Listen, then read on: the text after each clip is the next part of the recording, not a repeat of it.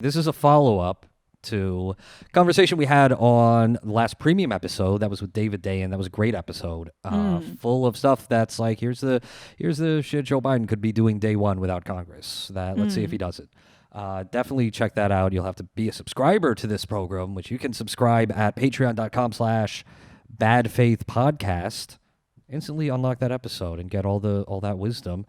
We talked a little about the Georgia runoff elections. The control of the Senate will hinge on these two runoffs.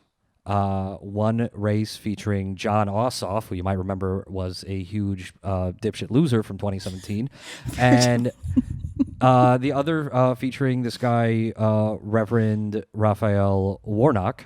David had a little unsolicited advice for those candidates who, probably facing an uphill battle in Georgia, which is, went for Biden, but still kind of red state, where these candidates ran behind Biden, suggesting that there were more than a few Biden president, Republican Senate voters.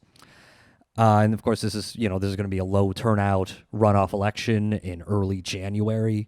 So David Day, which is going to produce some weird results. David Dayen said, okay, mobilize your base, come out and say, not even just your base, frankly, mobilize a lot of people to vote for you by having this popular economic message that says, okay, if you vote for these two, you'll get a Democrat Senate, and a Democrat Senate is going to do this. It's going to pass this bill that's going to do these things. It's going to pass this bill that was already passed by the House. It's going to put money in your pocket.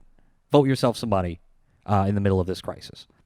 Well, there is some news about what direction these campaigns are taking, and it's not very good.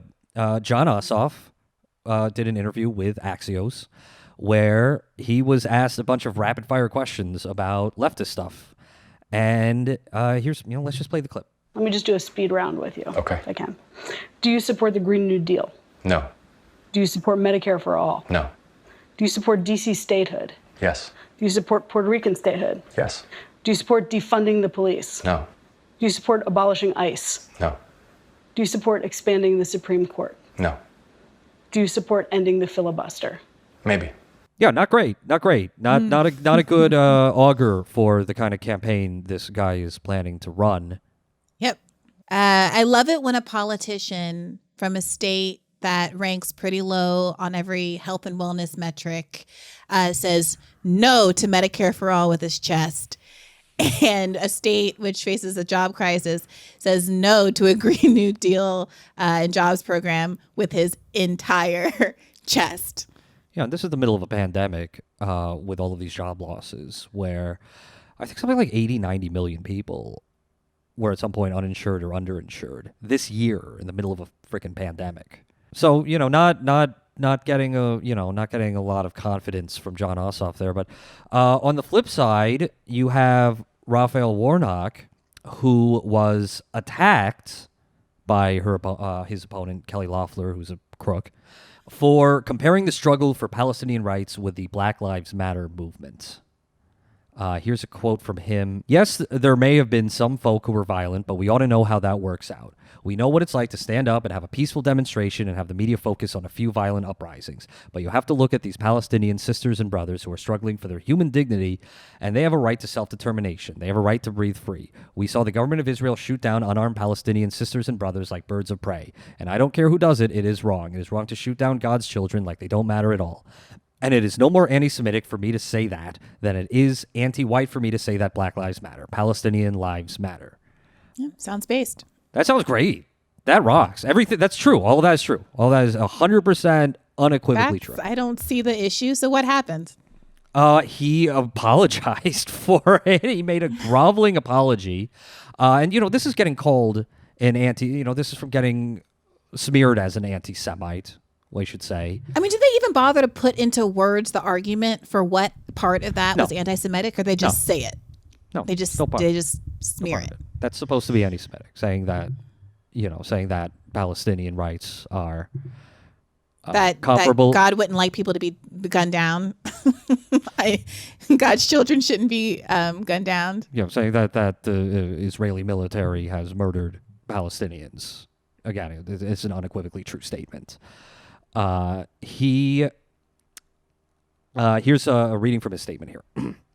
Claims that I believe Israel is an apartheid state are patently false. I do not believe that. I pray for the day military assistance and arms are no longer needed anywhere in the world, but I understand the critical nature of our current partnership to Israel. That's why I support President Obama's Security Assistance Memorandum of Understanding that protects Israel, and I agree with President-elect Biden that placing conditions on our assistance would be a mistake. So just, Security Assistance Memorandum, which is another way of saying, arms to kill people. He goes on to say, I strongly oppose the BDS movement and its anti-Semitic underpinnings. So there you go. Not giving me a lot of confidence. I mean, I don't know how many. I really don't know how many people get pissed at when you say stuff like that for Palestinians.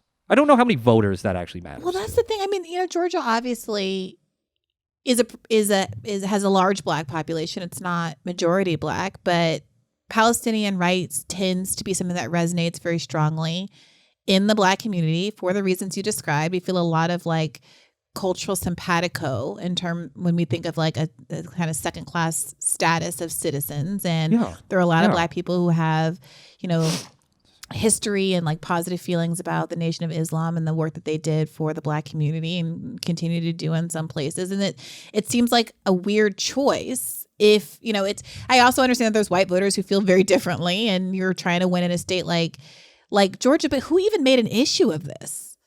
Like, why does this continue to be a third rail issue? Like, who was it that brought up this good quote about Palestine? It was his opponent. It's trying to smear him as a Farrakhan guy, trying to scare, moderate whites. This is ridiculous. It has nothing to do with Israel. Here's the thing that I believe to be true. If you were talking about a $15 minimum wage, nobody would care about this one way or the other. You could hate Louis Farrakhan. You could believe he's anti-Semitic. You could even believe Warnock's anti-Semitic. But if he was going to give you a $15 minimum wage instead of Georgia's minimum wage, whatever it is, I'm sure it's below the federal minimum wage, then you wouldn't care. I mean, like, maybe that sounds terrible and cynical, but like, there's a part of me that believes that we get caught up in these cultural issues, some of which are important and meaningful, some of which are just a complete and total waste of time. Because no one's willing just to like push through with a thing that could overwhelm folks' opinion, because there's not that kind of homogeneity of interest among anybody. Like, Republicans don't all agree with every aspect of the Republican agenda. Obviously, most Americans support common sense gun control, yet they continue to vote for Republicans who want a gun in every pot or whatever. Yeah. Overwhelming majorities of Republicans support marijuana legalization, yet they continue to vote along with the Christian fundamentalists who don't. Right?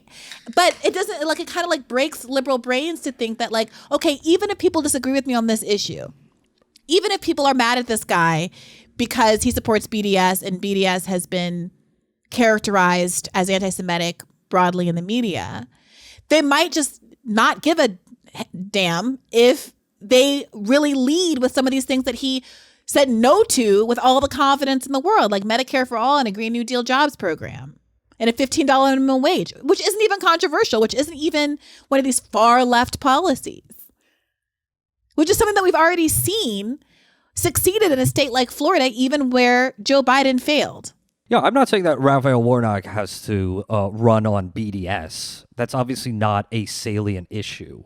Right. And they accuse leftists of saying exactly that. Like, we need you to like die on every litmus test. Like, what I would personally like, I would like that if he had the nuance and the like dexterity to be able to explain the issue. And I would like it if Democrats hadn't been so cowardly over the last many, many years that he wasn't in a position where he had to make an argument about what BDS is and isn't, because nobody else has stood up and made this argument before in a powerful collective way that was difficult to shoot down the way it's been shot down. Every time there's like one person who like sticks their head up, Mark Lamont Hill, Rashida Tlaib, and they get attacked for this stuff.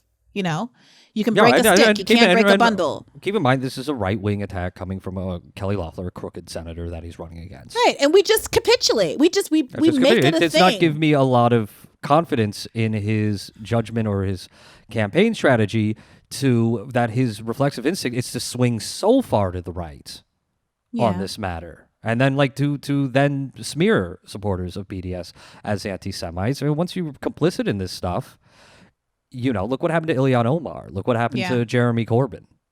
Well, I do like that his first instinct, apparently when the scrutiny wasn't too high, was to say the right thing. So hopefully we can invite him on the show and get him to talk through strategy and get a sense of what he thinks works in the state. And, obviously we all benefit from his success, right? So the left is in a weird position now where we aren't going to get any of the big ticket items. Not that obviously Joe Biden wants them, but there's no chance of us getting any of our big ticket items if we don't have a Democratic Senate. So let's think of this as tough love.